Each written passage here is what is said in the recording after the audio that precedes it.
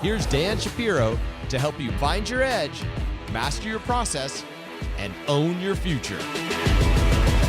Hey guys, good evening everybody. Welcome to another edition of the AccessTheTrader.com nightly wrap-up show. Hope everybody is doing well. I'm just watching this Argentina-England game out of its mind. Absolutely out of its mind. But it is no comparison. Absolutely no comparison considering what is happening in the technology market. Anyway, we'll talk about that in a second. Guys, thank you for tuning in, spending a couple of minutes with us. Be so kind. Click that like button. Hopefully, again, I can point you in the right direction. I didn't record a video yesterday.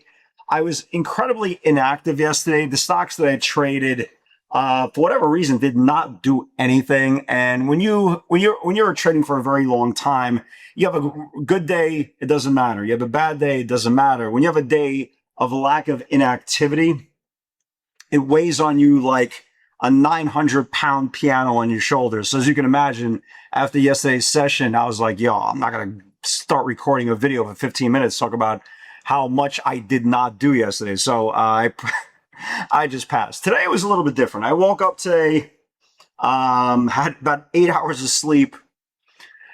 Something must have poured in my cup. Maybe it was a combination of Adderall, a dash of white powder, probably not.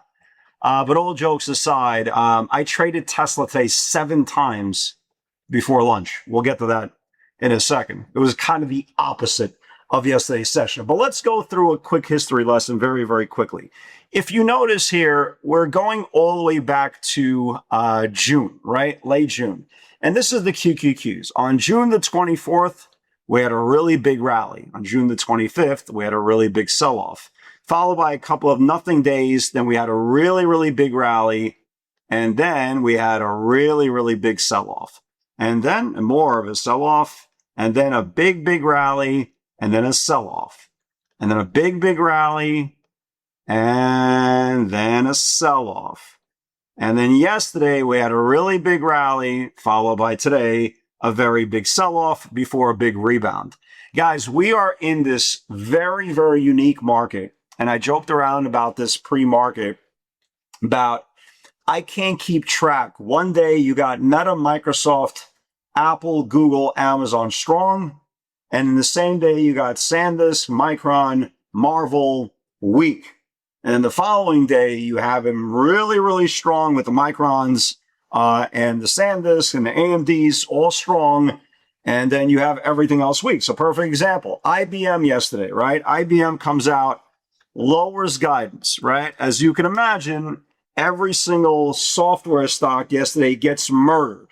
Murdered, right? Murdered. You know, you have Microsoft down 10. You got Adobe, CRM, Oracle getting absolutely destroyed. Everything is getting destroyed while SanDisk is up 130 points, while Micron is up 80 points. And we've been seeing this type of action disconnect now for months. It hasn't been a couple of days. It's been absolutely months. So what do we get today? We get the opposite of that, right? You got Micron today, and we'll go, kind of chart by chart because I want to kind of give you, I want to kind of give you a glimpse of what potentially could happen into tomorrow. So let's go one by one. So you had Micron today. Congratulations, all you guys. We had a nice pivot from that 902 area. It breached 902. This is kind of what we talked about on Wednesday night's video. Broke 902, broke 891, traded all the way down to 873 before kind of rallying and trying to get back above the 50-day moving average. SanDisk, you kind of had exactly the same thing, right? It lost all the channels that we talked about on last Wednesday, Thursday's video, whatever it was, and it got absolutely hammered before a really, really 100-point rebound, okay? So this is kind of my point about the stocks that were strong, right? In the storage, in the semiconductor space, today we're weak. Yesterday, with the software stocks and this, that, and the third getting destroyed, as you can imagine, today they were strong. Microsoft is starting to get very, very close of possibly reclaiming back the 50-day moving average. We saw some short-term expiration coming for the 410 calls. Amazon today, we had a great pivot. Congratulations for all you guys who caught the pivot in Amazon today. It reclaimed 251 last week's highs, but more important, it reclaimed 253 on the close. Why is that important? Because it reclaimed the 50-day moving average. Again, the longer stock stays above the 50-day moving average, the higher probability it will go, right? Again, here was the last time it reclaimed the 50-day moving average on April the 7th. And Amazon, as you can see, went on a really big, strong one-month run. First close on Amazon going into tomorrow's session. If Amazon can actually build upon today's gains, the stock can actually start to stretch again tomorrow. Google, right? Google is exactly the same chart as Amazon. Google got rejected today at the 50-day moving average. Folks, watch Google for tomorrow. If Google can reclaim back the 50-day moving average, this thing could wake up, right? This thing could really, really wake up. Again, look at Amazon's chart. Look at Google's chart. Look at Amazon did when it reclaimed the 50-day moving average, and look at the potential of Google potentially reclaiming the 50-day moving average as well. So again, very, very important. Meta had some really aggressive call buyers today, namely in the August 21st 800 call expiration. Again, I didn't stutter. I didn't say the wrong thing. Usually I'm a little bit dyslexic. Yes, they were coming for the 821 800 call expiration with a lot of size today. It got back above last week's highs. Watch this thing for tomorrow. If it could confirm today's channel and start building above the April 17th highs, who knows? Meta could have another stretch day all the way to 700. Apple, right? Apple continues to build very, very nicely. If you've been watching this broadcast, it never sold off as the market sold off. It's put in a couple of expansion cycles, looks really, really good. And keep this in mind, Apple got a downgrade yesterday, right? So it had every opportunity to kind of roll over and play dead, and it swallowed the upgrade, swallowed the downgrade and put in a fresh high for today's session. NVIDIA continues to act really, really well. Now it's just building, right? It's just building above the 50-day moving average. I still think it really needs to get, for this thing to really get going, guys, I honestly think, write this down, I'll give it to you. Write this down, guys. I think NVIDIA needs to reclaim 214. The reason why I think it needs to reclaim 214, if you look at today's high, it was 213.81. You see that? That's today's high. If you look at the high on June the 22nd, it was 214. I think it's been now rejected twice off 214. If NVIDIA could get back above 214, I think there's a shot NVIDIA starts to stretch. One stock that's not stretching, it's not going to stretch for a while, is SpaceX. We've been talking about SpaceX nonstop, right? Nonstop. We talked about this thing 154. We talked about this thing at 49. We talked about this 47. We said, hey, there's a possibility this thing will revisit its IPO print. Guess what, guys? It closed right on its IPO print. So for all the retail, they got excited for their 3-day move. Number one, unfortunately, we all know this. You can deny it. You say whatever you want. Majority of retail, they got the allocation, got 2, 3, 4, 5 shares. So the fact that the stock went up 40, 50 points on 2, 3, 4, 5 shares, well, now you're a shareholder, 35. Well, again, it is what it is. Again, big put buyers are coming in. Yesterday, we saw some pretty aggressive put buying coming in for the 120s, the 125s. We even saw a January 95 puts coming in. So again, you wanted the IPO, you got the IPO, yada, yada, yada. Here we are. Tesla.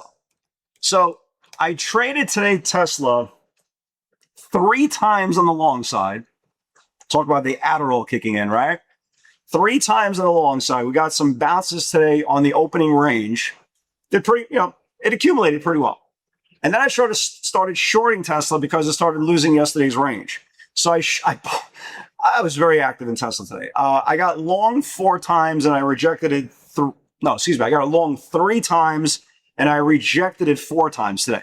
Here is where Tesla is starting to get super duper tight. Guys, you see this whole bottom of the range, right? It's held now the bottom of the range 68,212 times, give or take 10, right? All jokes aside, 1, 2, 3, 4, 5, 6, 7. It's held the bottom channel 7 times. Look, I'm a very, very patient man. Right?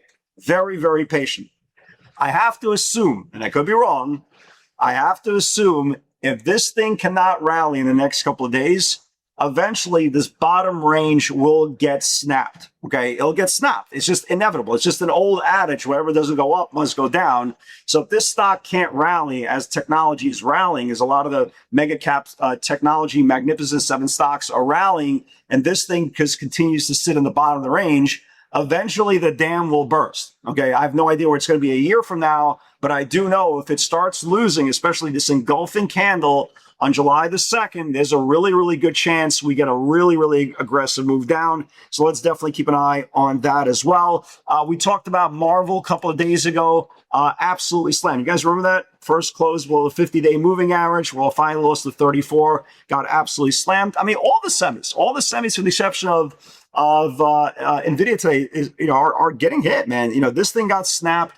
Core wave that's kind of in line business-wise with NVIDIA. This thing is getting slammed, but it's very, very interesting to see if we do initially get a close on Micron, on SanDisk below the 50-day moving average. We haven't got that yet, right? It lost the 50-day pretty aggressively today. At one point, Micron was down like 110, 115 points. But the point is it kind of reclaimed back the 50-day moving average. And what we've seen so far, when a stock reclaims the 50, it starts to rally the next day. But it's going to be very interesting to see if it starts losing the 50-day moving average on the close. Will there finally be some aggressive selling pressure there as well? Other than that, guys, again, I'm watching Amazon tomorrow for day 2 above the 50-day.